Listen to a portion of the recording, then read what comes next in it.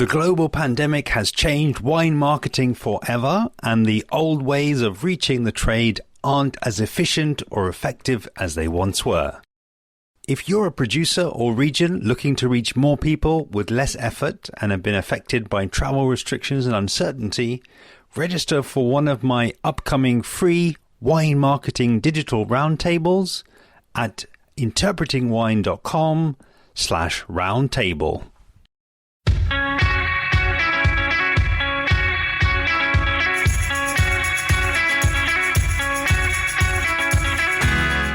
I'm Lawrence Francis, host of the Interpreting Wine podcast, the place to learn from thought leaders in the world of wine and marketing, welcoming you to the D4 and D5 series.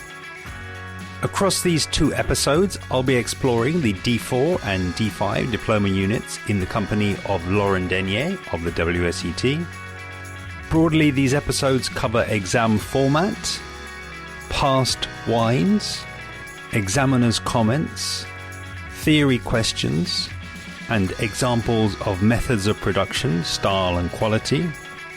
We'll also be covering some specific questions that have been submitted to me on my Instagram page.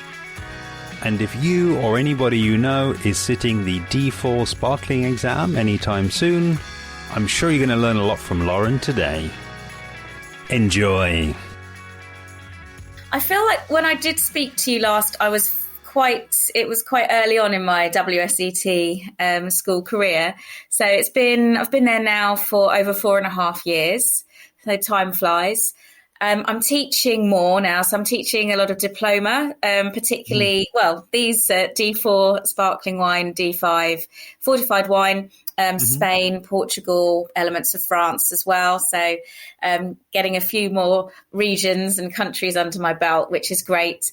Alongside that, I've been studying to be a Master of Wine. So I'm on the programme currently at stage 2. So there's a lot going on and great fun, of course, anything involving wine, as we know. So brilliant. And that's, I think, one of the reasons that I am really excited to have you on again is because you've obviously got, as you say, the experience of teaching both of these units, but then equally, I think, I guess the situation you put yourself in terms of the Master of Wine will also be very relevant to the listener as well, because I think, you can, empathize probably better than anybody around some of the challenges around, condensing, I think, a lot of information and preparing oneself for, what can be quite a stressful exam situation. Absolutely. I certainly feel right now how difficult it is to study, let alone do the exams. This past 1.5 years haven't been conducive really for many people for really effective study. So I know that it can be quite a stressful time now in that lead up to the exams. And actually, you know what, it wasn't that long ago that I did my diploma exams. I was doing them from around 2015 onwards. And I actually do remember doing my sparkling wine and fortified wine exams quite vividly. So I can think back to that too. But yeah, it's difficult, but there are ways you can help yourself. So I'm hoping that the duration of this chat, I'll be able to shed some light on some of those and maybe strategies that haven't been thought of for some of the students might come up that are useful. Okay, brilliant. That sounds super relevant. Given that we're going to be covering D4 sparkling in this particular episode, I wonder if you wouldn't mind just orientating us to what you have planned and giving us a fairly high level overview of what you think is going to be the most useful for today before starting to absolutely. To work through that. So I thought I'd very briefly talk about the format of the exam. Now, I'm sure most people listening to this will have an idea of what that is, but just to be very clear, because I always get asked lots of questions about it, I will talk a little bit about some of the past wines that have popped up in the exams.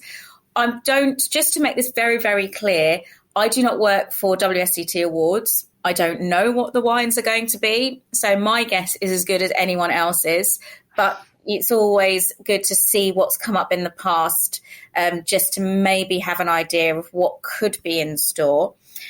Have a look at some of the examiners' comments from the most recent report. Again, this is online. All of these things are in the diploma student area, resource area, which everyone who's doing the exams or who's doing the WSET courses has access to, not just the school students, absolutely everybody. So those are documents that can be found, but I thought I'd just pick out some of the more pertinent things, things that are often repeated, and then have a look at a way to approach the theory, because it is, I think, for many people, the hardest part.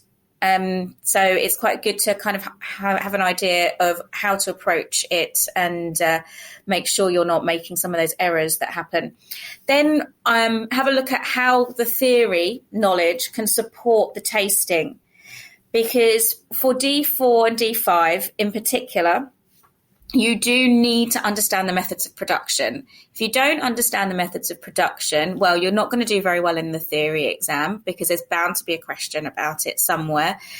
But also it informs your tasting. So I will talk about the links there and how you get to style and quality through the method of production.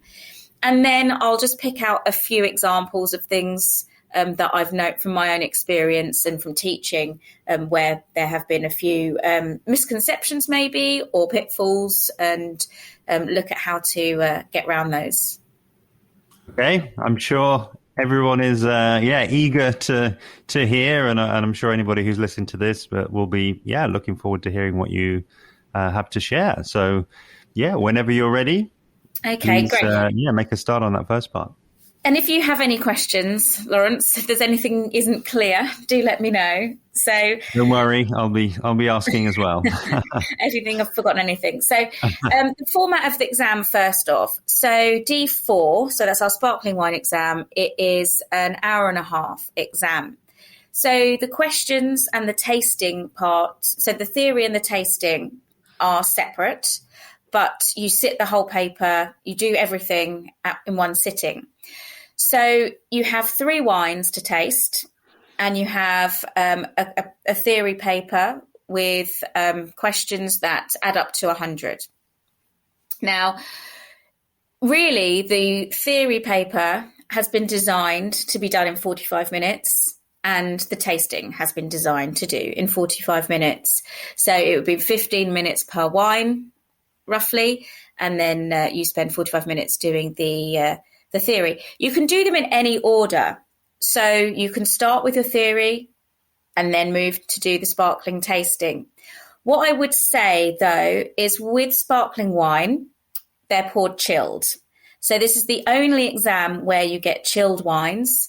And sometimes it's easier to taste when the wines are a little bit warmer. So I have said this to students, and I have noticed in exams that often people do the theory first and the tasting second. Now, that's absolutely an individual choice. And when I did my exam, I always did the tastings first, but I read the theory questions. So I could kind of I was hoping that maybe my subconscious was doing some work for me while I was tasting the wines. But it's completely an individual choice, but that's how it works. Now, for the there'll be a few questions for the theory part, and they won't necessarily be related. So you could get a question on yields in champagne. We can talk about that later. Or you might get a question on the ASTI method of production. And then each question will have a weighting. So one will have, let's say, 30%, another 40%, and then another 30%, for example, because adding up to 100. So you kind of need to look at that paper and think, okay, if I've got a question that's weighted at 30%, then how much time should I be spending on this question? And of course, if you've got 45 minutes, it's not going to be very long. It's going to be sort of less than 15 minutes that you would spend on that question. Quick question there. Do those weightings and kind of the exact numbers, do they change exam to exam? Or yeah, they do.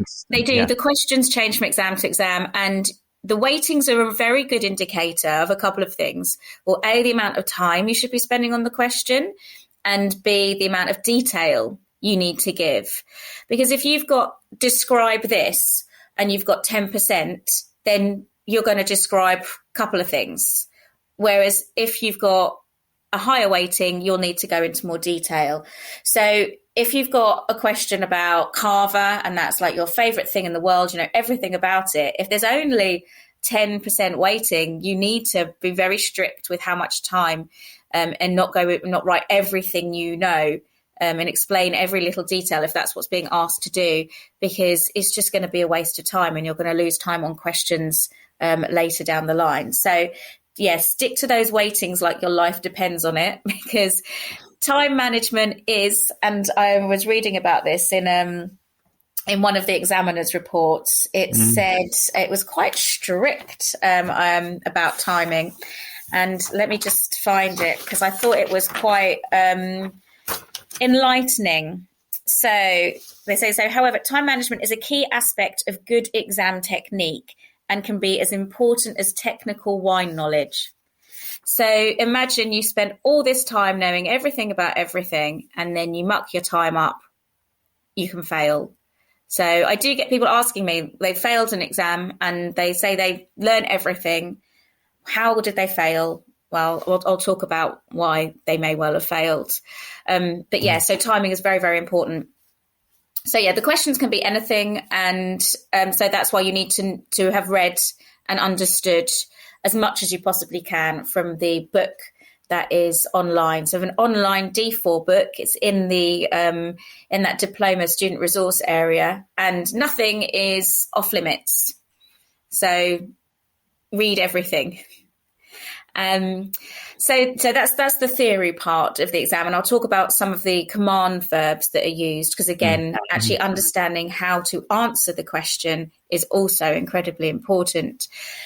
So then you may choose, whichever order you do it, the tasting part. So that should be 45 minutes.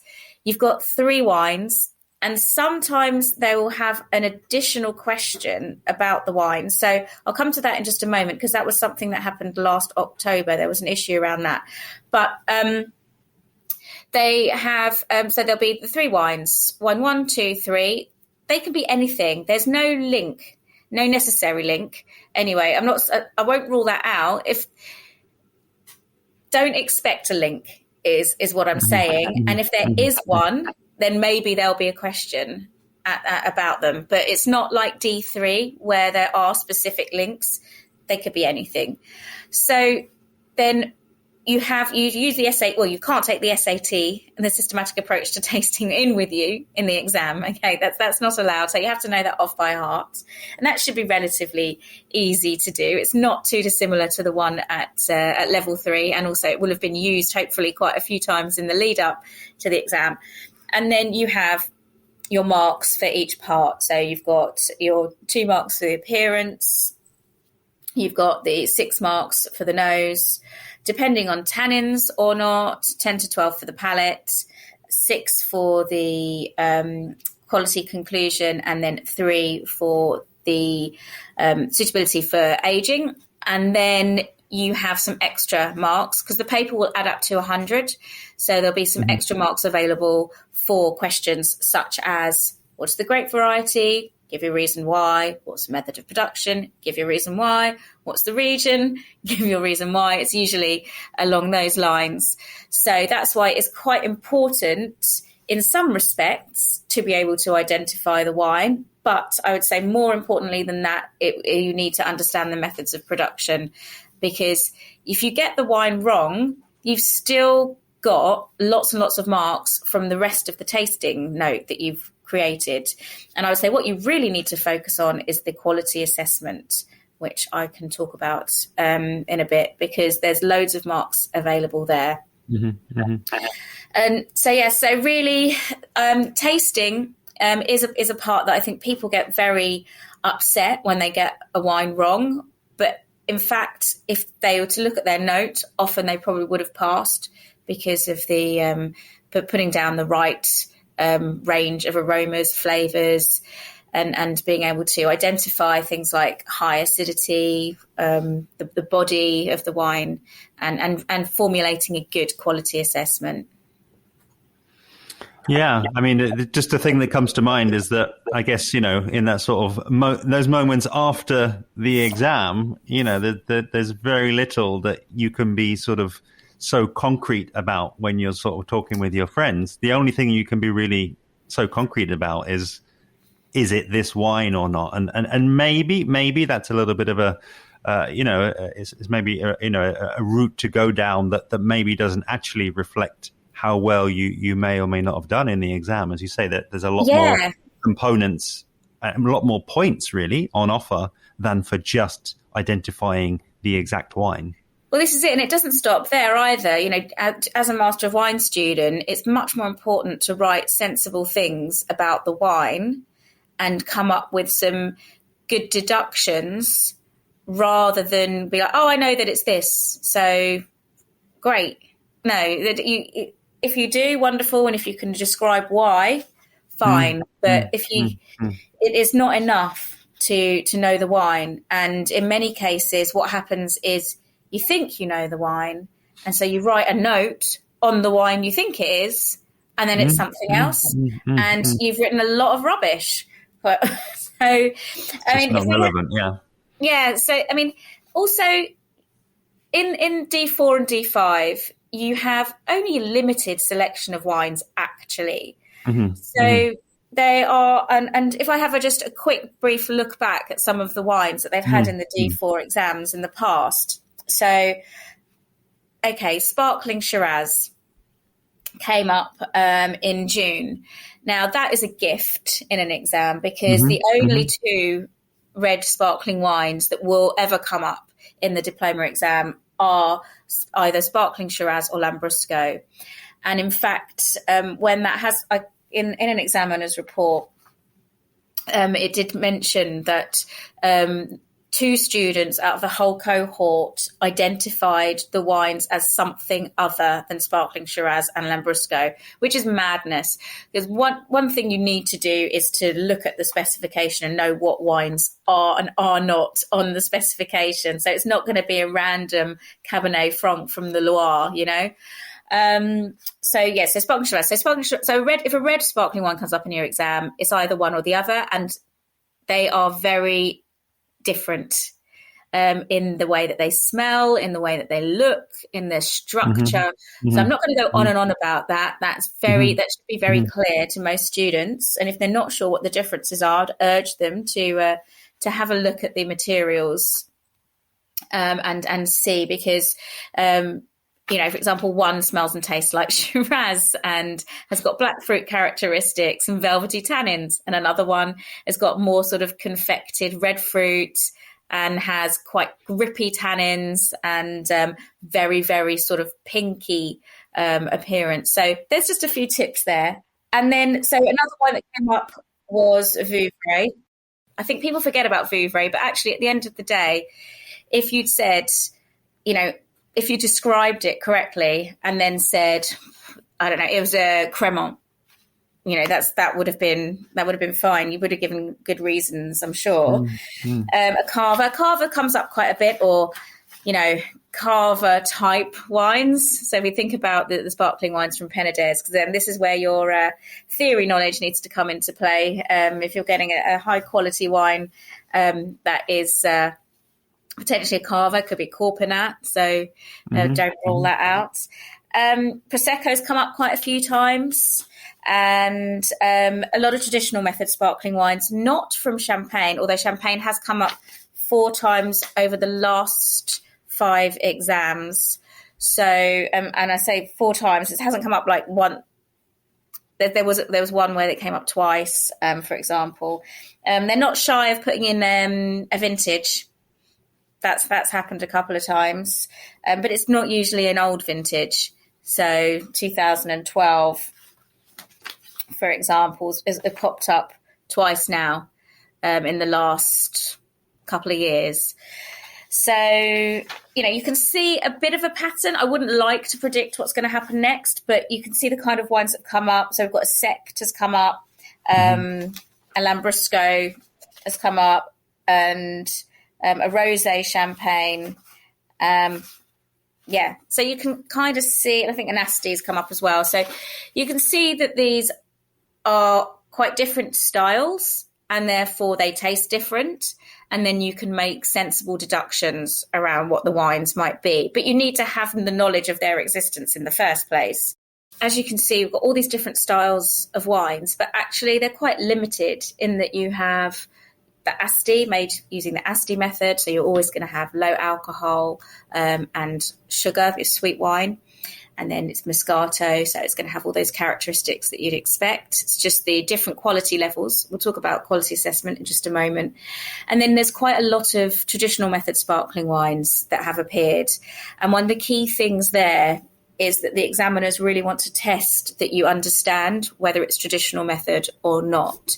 And sometimes that's easier in some wines than it is in others. So, for example, in something like a vintage champagne, it should be fairly easy to figure out from the amount of time that the wine is going to have spent on the lees. And so there's autolytic characteristics.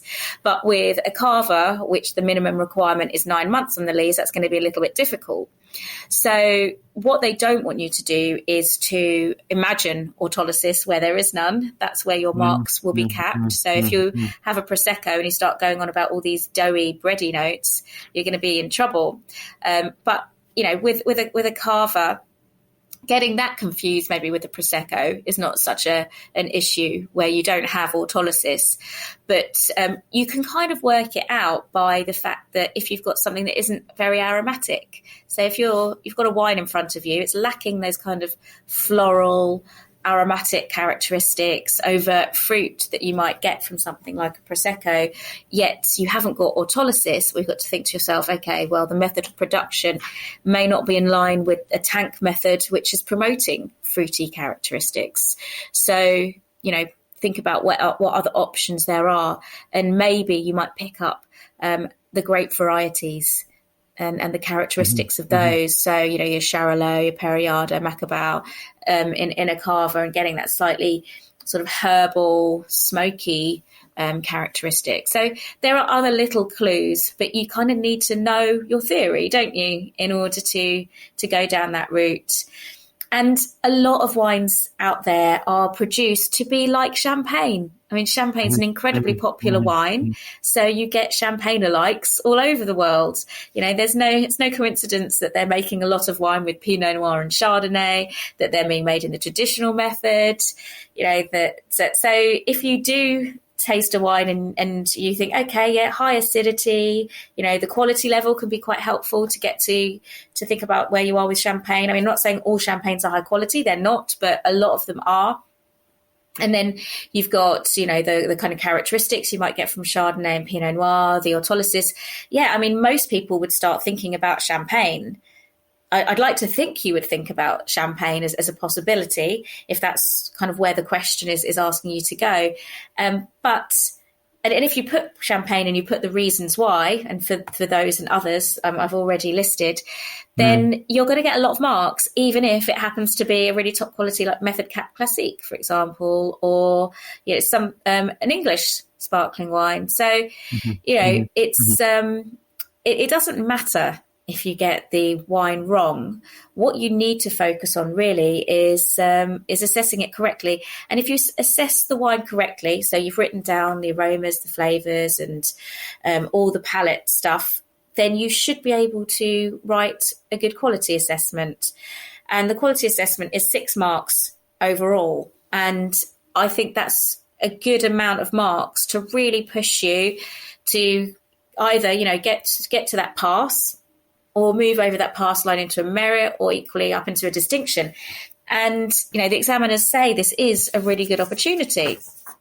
So you've got Blick. Everyone uses Blick. I think Blick, if you're really can't remember, you know, how to formulate a quality assessment, well, that's helpful. So you talk about the balance, the length, the intensity, and I would say identifiable characteristics probably is more important, and then complexity, and also say concentration as well. And then in some cases, typicity is can be useful. For D4, however, there are other things to consider, and that would be the texture of the wine. Is it creamy? You can talk about the mousse here. You don't need to talk about the mousse in any other part of the of the tasting note. And in fact, people were very keen to talk about the mousse in a sparkling wine exam, but it's like, well, they are all sparkling, so you don't need to go into that much detail. And I would say if you feel that the mousse is well integrated, fine, creamy, if it adds something to the wine, positive, if it adds something positive, then that's going to help you justify a better quality outcome.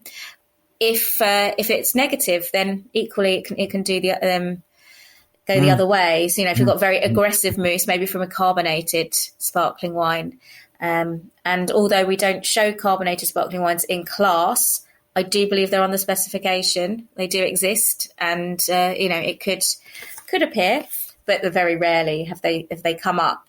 In the examiner's report, it does say in part of it, although this is for another unit, but it says, given that for each wine there are 6 marks available for assessment of quality and 3 marks for suitability of bottle aging, this can easily determine a candidate's overall grade. So it's definitely worth practicing doing the quality assessment. And again, for D4, you need to include, if you believe the wine has spent time on the lees, an amount of time. So not 1 year or 5 years, but sort of short term, medium aging, and long aging, and how do we define that? Well, I think it depends on how much autolysis you can really you can detect and how developed that autolysis is. So I would say with non-vintage champagne, I know I'm alluding to champagne a lot, but I think it's probably a good point of reference that you've got a minimum of 12 months on the lees for non-vintage. So you'll probably will have more than that, 2 years, maybe 3 years. And that's going to be more of a sort of medium term aging.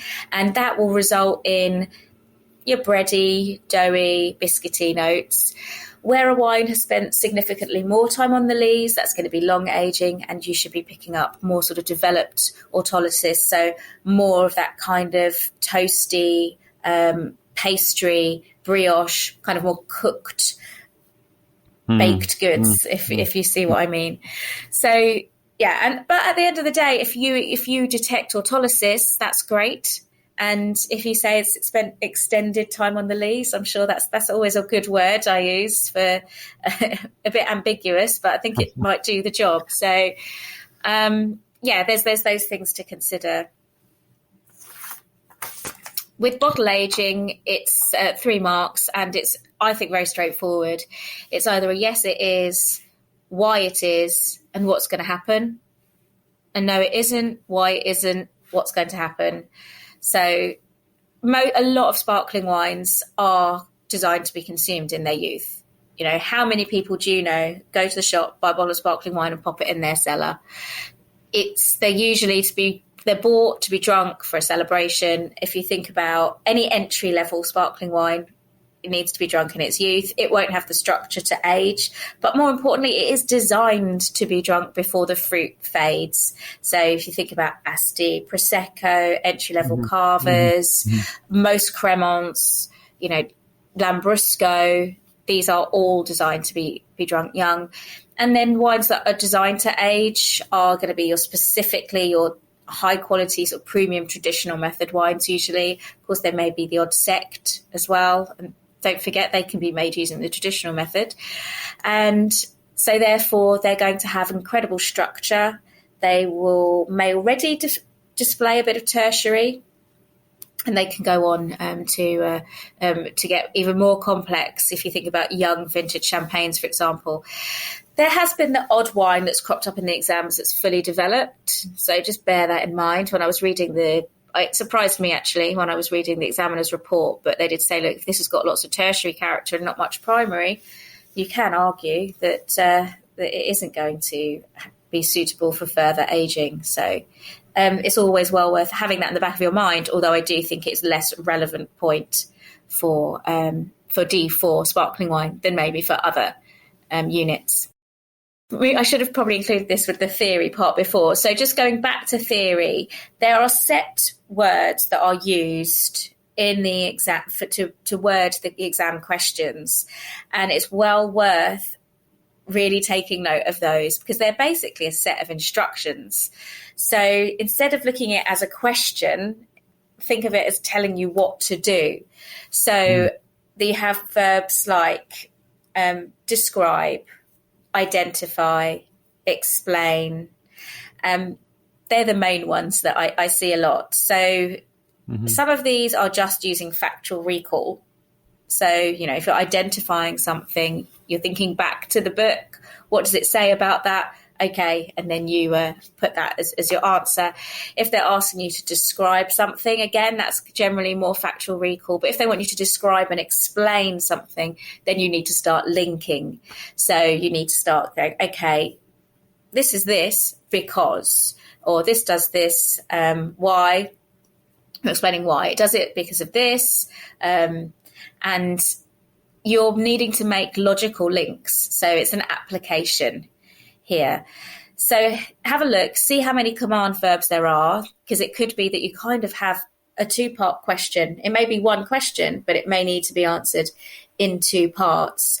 Usually, I think it's sensible to answer things chronologically, if where possible, and maybe separate out your answers, sometimes by using different paragraphs, or you can use as much paper as you want in an exam. So if it makes you feel comfortable just to put a different part of a question on a different piece of paper, as long as you put on that piece of paper what page it is, what question number, it's got a little space to put the question number and the page, then that's fine. Don't worry about fitting everything onto one page.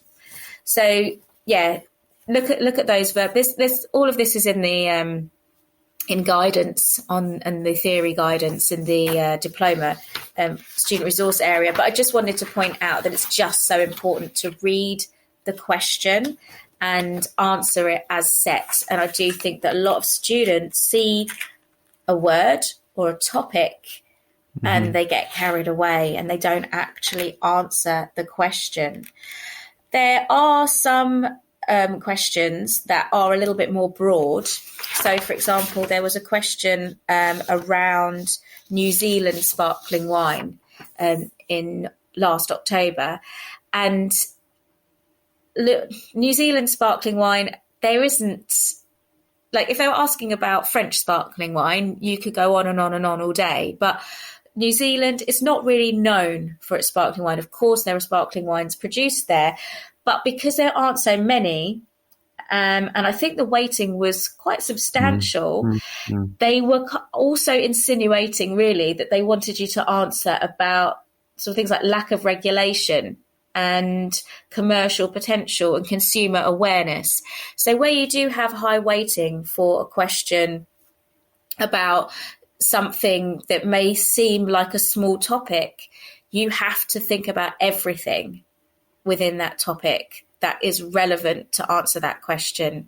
And what students need to do, and I'd say if they have time, they really need to do it, is to have a quick look back at D1 and D2. So D1 is wine production, D2 is wine business. And I know a lot of students got a little bit upset with a question that they had in the last exams around the route to market for champagne, because it seemed like a very much a business question, but it is still champagne and it has a specific route to market. So that's that question was there and it was quite heavily weighted. So it did catch quite a few people off guard. Mm-hmm.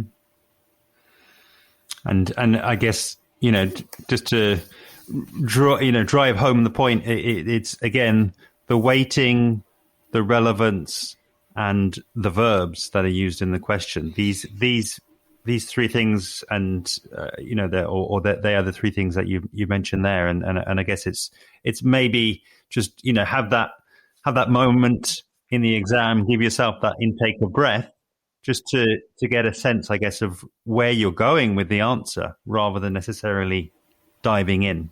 Absolutely. A 30-minute plan could save you 5 minutes So a 30-second plan could save you 5 minutes in the exam. When you've got your head together, you're thinking things through properly, and you get those relevant points. You remember those things from the materials, and that can then help you and put you at ease when you're writing your answers. So don't be afraid to take some time out to think about what you're going to do, how you're going to do it. And, make some notes, do a little plan. Obviously, you don't have time to do a massive plan, but, you could do a little spidergram or a list, or, a little brainstorm, whatever helps, really. And kind of going back to sort of thinking about how to formulate answers and thinking about what's the examiner wants, is they want to see understanding. They want to see that you understand the wines, that you understand the methods of production, that you understand why things happen in the way that they do. And so, for example, where they're asked to describe something, that's generally okay. Students seem to handle that all right. But when it says to explain how, students get a little bit muddled at times. So you need to go beyond simple descriptions of steps of production. Okay, so you're not saying how is asti made. You need, which maybe you can describe how it's made, but then you'll need to say why do they do the things they do throughout that production. So if we think about all wines for D4, slower fermentations, why do they exist? And a bit of detail around that, why you would do extended lees aging, how dosage affects the style of the wine. It's not enough that dosage happens. You need to say why it happens, and maybe it happens for multiple reasons, and different, and there's different ways of doing dosage. So it is important to understand those methods of production, and the reason for them, rather than just kind of rote learning what they actually are. And this also informs the tasting, because if you can if you have a traditional method sparkling wine and you can tell that there's been dosage, which isn't easy, to be honest, and gets harder as there are more and more no dosage wines that are incredibly balanced.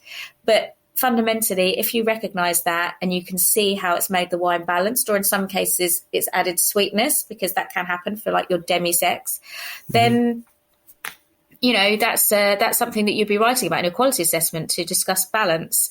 And that's actually very important in D4. If you're talking about balance, which you must do because it's an incredibly important part of the of the wine, I'd say usually it's good to talk about the balance between the dosage and the acidity, because it exists to balance the wine in many cases, to balance that acidity, when we're talking in particular about traditional method sparkling wines, because they pick the grapes at a time where they've got high levels of acidity, because they can't afford to have high levels of sugar because of the second fermentation. And there's other reasons as well. But so that's important. So yeah, for D4, your quality assessment also need to talk about the dosage, and the balance that creates, or doesn't in some cases.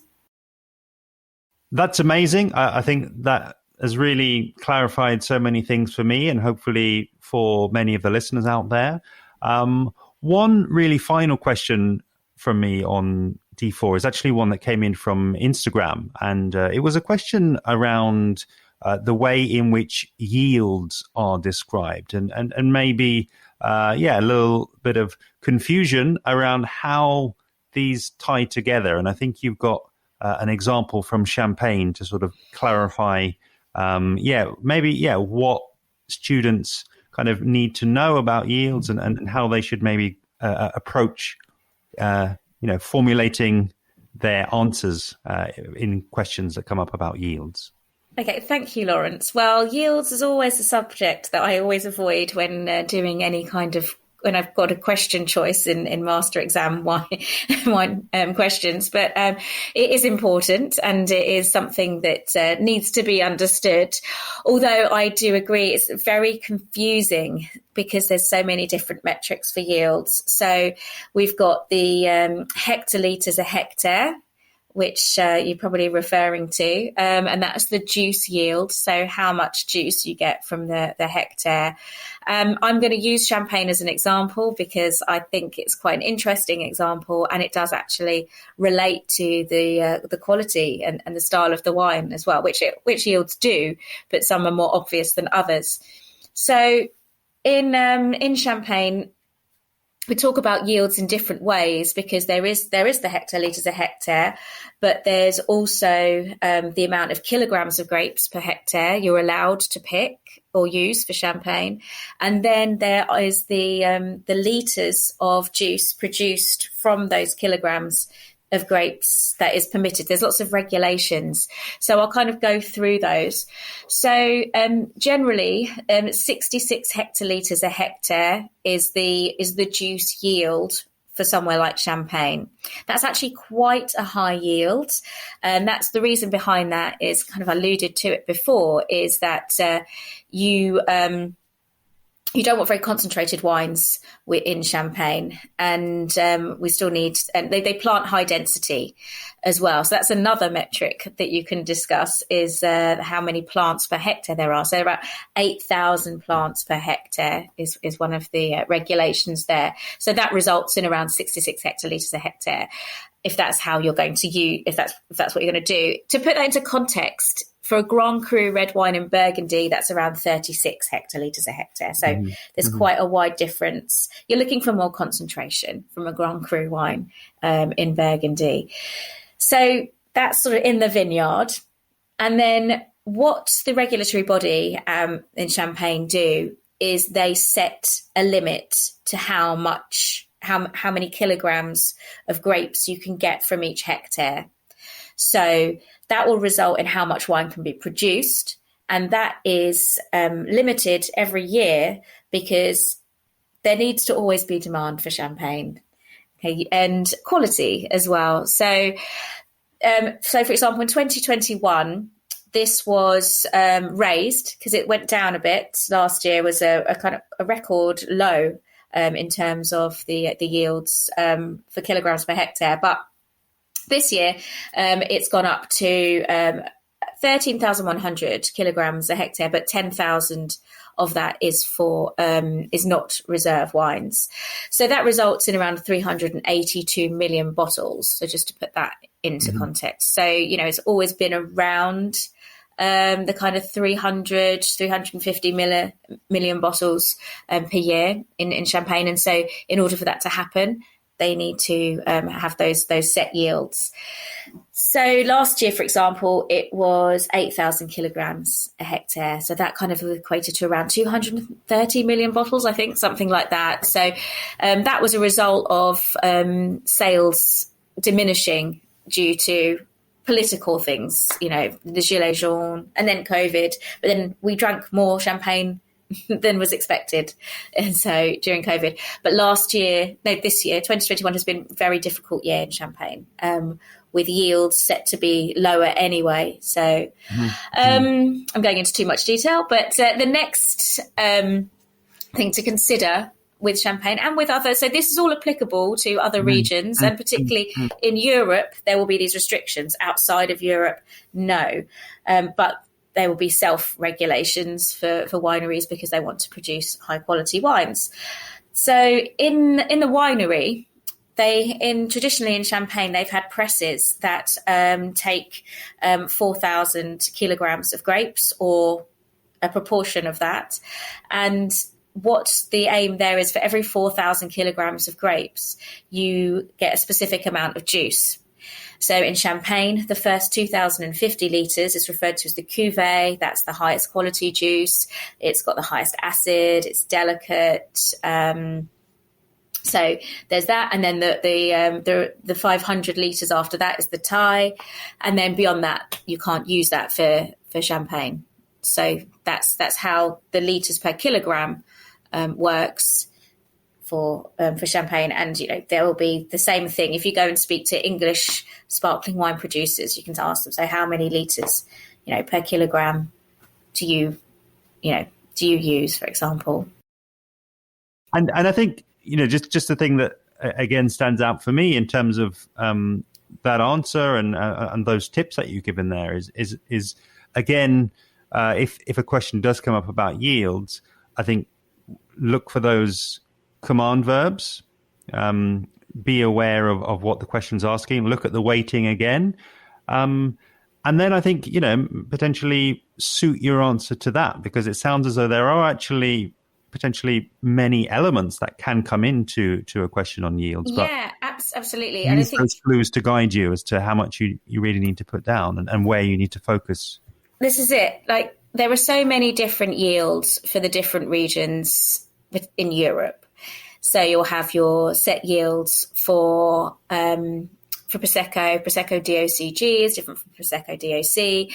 But what the important thing is not to maybe, try and learn them as much as you can, but understand why they exist. So if you know why the yields are this and you compare it to another region where they're significantly different, it gives you an understanding rather than just remembering by rote what they are. Because I remember having Post-its all over my bedroom with the different yields for different sparkling wines. And to be honest, I don't think I remembered any of them because I didn't really understand what they were, why they existed. I still passed. But that's not an exam technique. Don't learn the yields. You'll still pass because you're not going to get merits and distinctions if you don't know them and know what context to put them in. So you don't need, and not everywhere is going to have kilograms per hectare, or you use the ones that are relevant for that particular region. Thank you so much, Lauren. I thought that was absolutely brilliant, the way that you weaved all of those elements together, and I'm sure that will be super helpful to anybody who's listening and is interested in really approaching the D4 with a little bit more confidence and learning from you around the technique. One thing that you've also offered to share are actually a couple of events that you've got coming up at the WSET school. Please take it away. Yeah, so if you happen to be based in or around London, we now have in-person events back, which is very exciting. And we've got a couple of sparkling wine ones coming up. Now, one is in November, so I appreciate that may not be so helpful for the exams. That's a champagne event, so please look for that on our website. But we've also got a Prosecco event on the website as well, and that's a more advanced tasting. So it's great to have these events, and for anyone who's been in the school in the past few months, they will have noticed that it's had a bit of a revamp, and we've got some brand spanking new classrooms and event spaces. So it's a very exciting time at the school at the moment. Once again, a huge thank you to Lauren for your tips and advice, and I hope that you found this episode very timely. If you know somebody who you think would find this episode useful, do please share the direct link, which is interpretingwine.com/448. And if you found it really useful, then do please leave the episode an iTunes review on the same link. If you're not already, I would love to have you following along with me on social media, where I'm at Interpreting Wine on Instagram and Facebook, at Wine Podcast on Twitter, or email hello@interpretingwine.com. Next time on the D4 and D5 series, Lauren will be taking us through her tips and advice for the D5 Fortified exam. See you then.